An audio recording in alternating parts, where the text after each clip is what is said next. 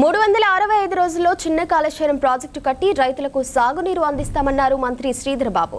కాటేరం మండల అభివృద్ధికి కృషి చేస్తా అన్నారు.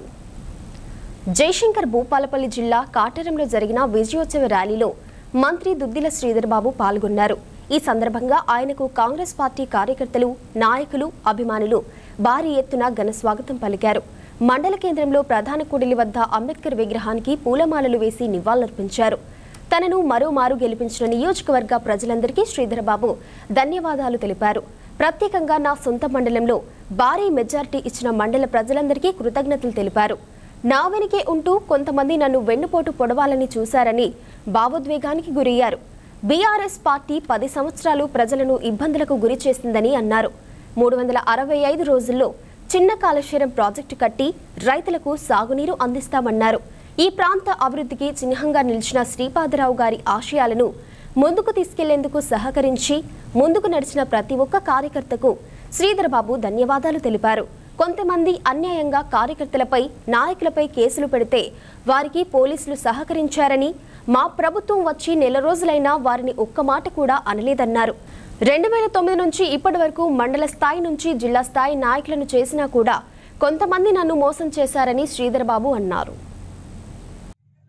నిరంతరం ప్రజలను భయభ్రాంతులను చేసి 10 సంవత్సరాల కాలం ఈ ప్రాంతానికి సంబంధించిన నాయకత్వం, టీఆర్ఎస్ పార్టీ సంబంధించిన నాయకత్వం కూడా ఏ విధంగా వ్యవహారం చేసిందో, వారికి ఏ విధంగా బుద్ధి చెప్పాలో ప్రజలు బుద్ధి చెప్పారు. ఈరోజు ఈ తరుణంలో మనం చెప్తా ఉన్నాం, మనమందరం అనుకున్నది కాటారం మండలానికి సంబంధించి నా గట్టి నమ్మకం ఉండే,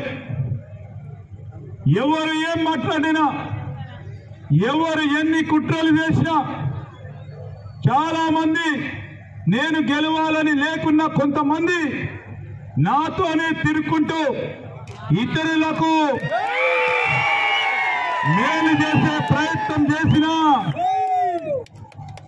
పేరున తెలుసు ఎవరు చేసిండ్రో.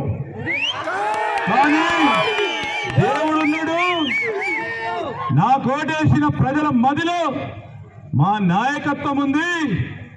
ఆ నాయకత్వం ఉన్నప్పుడు ఎవరు ఎన్ని వెనుక నుంచి కొడితే ప్రయత్నం చేసినా మన గెలుపును ఎవరు ఆపలేదు. ఇష్టారాజ్యంగా అడ్డగోలుగా మాట్లాడి అయినా ఓపిక పట్టినాం. ఎందుకు? ఈరోజు మర్డర్లు చేపించేవారు, గుండాయిజం చేపించేవారు, రౌడీజం చేపించేవారు తిరిగి మనం రౌడీజం చేయాలని రోడ్లపై పైల్వానిగిరి చేసి నిలబడితే మనది కాదు. మనం ఈ ప్రాంత సమస్యల గురించి నిరంతరం పోరాటం చేస్తూ వారికి సమస్య పరిష్కారానికి మార్గం చూపెట్టాలని, ఆ రోజు ఏది విషయంలోనైతే ఈ ప్రాంత అభివృద్ధికి చిహ్నంగా నిలిచిన శ్రీపాదరావు గారి ఆశయాలని ముందుకు తీసుకెళ్లే వరకు వాళ్ళ ఊబిలో పడొద్దని మన కాంగ్రెస్ పార్టీ కార్యకర్త, నాయకుడు సహకరించి ముందుకు నడిచింది.